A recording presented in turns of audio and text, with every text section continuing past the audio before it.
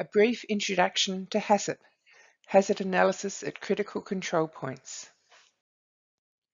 HACCP is a management system in which food safety is addressed through the analysis and control of biological, chemical and physical hazards, from raw material production, procurement and handling to manufacturing, distribution and consumption of the finished product. There are 7 principles of a HACCP plan. The first 2 relate to identifying and evaluating the hazards, that's a hazard analysis, and setting of critical control points. The next 3 relate to how to control those hazards, setting critical limits, critical control monitoring of those limits, and corrective actions. And the last 2 relate to maintaining the system and verifying the effectiveness of your program. They're setting procedures and record keeping. The first step in a hazard plan is the hazard analysis. Hazard analysis is the initial process of identifying potential hazards that could occur at any stage of the food supply chain. Once the hazards have been identified, controls to prevent, eliminate or manage them must be designed and applied.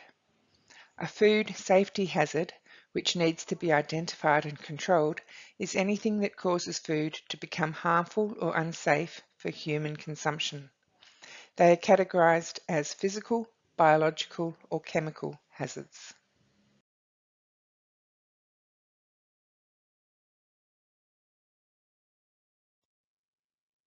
Principle 2, critical control points. A critical control point is a step, point or procedure that is applied during the food manufacturing process to control the risk of potential hazards occurring. A critical control point can also monitor an individual parameter, i.e. ensuring that all potential allergens are labelled on a food or that the garbage bins are cleaned and sanitised weekly. The result of applying a critical control point should be to prevent, eliminate or minimise the risk of a hazard to a safe and acceptable level. Step 3, critical limits. Critical limits are the minimum and maximum limits of each separate critical control point. These limits are set so that each hazard is managed safely in order to eliminate, prevent or manage food safety risks. A critical limit marks the acceptable or unacceptable level of a critical control point. For example, if it was critical to keep high-risk food out of the danger zone between 5 degrees C and 60 degrees C, it would be acceptable to refrigerate meat at a temperature of 4 degrees C, but unacceptable to refrigerate it at 8 degrees C. Critical control monitoring.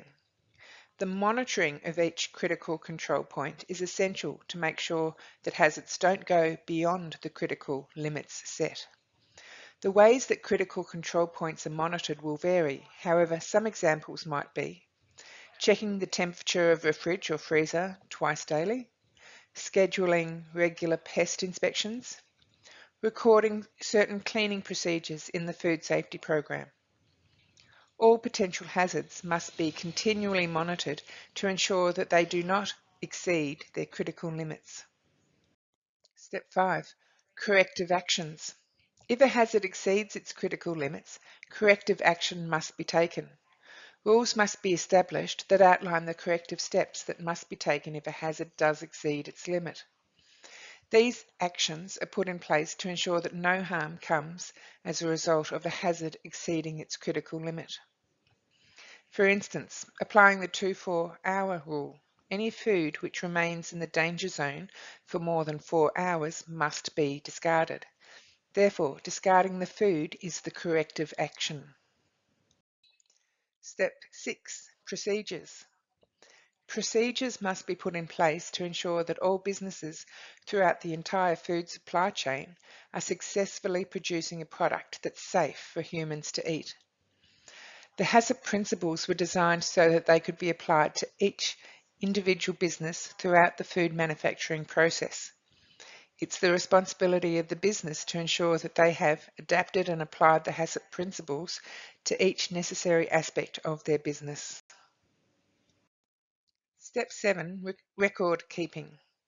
The HACCP principles state that comprehensive up-to-date records must be kept. These may be referred to as the Food Safety Plan. Some examples of records that your business might need to keep could be temperature charts and logs, storage logs, cleaning schedules, employee qualifications, and pest control logs.